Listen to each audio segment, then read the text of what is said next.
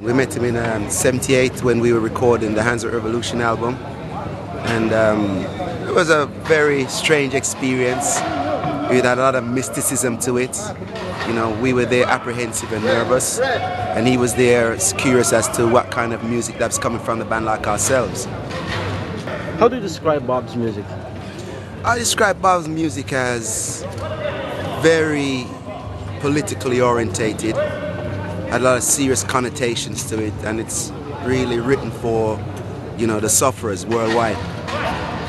In Beat magazine, they say that there are more than 30 albums of Bob Marley. Do you know something about it? Never been released? You know something about it? I don't know, but there's going to be a lot of rumors. I'm sure there's one or two songs that Bob's probably had as ideas that have been put down, you know, maybe on a little demo tape or something. And obviously with today's technology, one will try and piece them together and make them into songs that has already been written by changing words around and do so. You know, maybe that's where the 30 albums come from. But I dare say there's any real truth behind that, because it's been almost 30 years since he's passed now, and I think we'd have heard quite a few more albums since.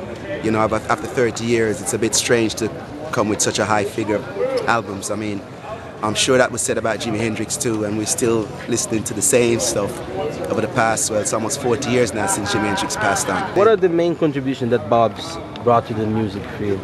As far as I'm concerned, he's brought, the main contribution that Bob's brought to the music and have brought to the world has been universal love, where you're not just listening to the songs and just grooving off the songs, but you're listening to them and really trying to live out the lyrics that this man has portrayed in his music. And I think that's the most important ingredient in Bob Marley's music, that, you know, it's the first time in the history of music where people have actually sat down and said, hang on, we're going to start living what's been said in these songs.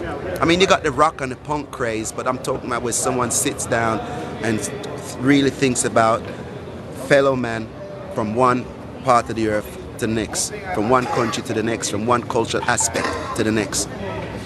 For you, what made Bob so special and popular all over the world? I think what made it special was, I think people realize and sense the sincerity in the way he delivered his lyrics. I think that's where he captured the world, because everybody sings a song, but, you know, Bob Marley sings as if it was the last time he'll be singing those songs. And as you know, there were many songs where it became the last time he sung them. But I think that's what it was, the sincerity in his lyrics. What is your favorite song of him? Wow, let me see. My favorite Bob Marley song would have to be Belly Full. Belly full? My belly full, but me hungry. An angry man is an angry man. You know, that kind of thing. Thank you, man.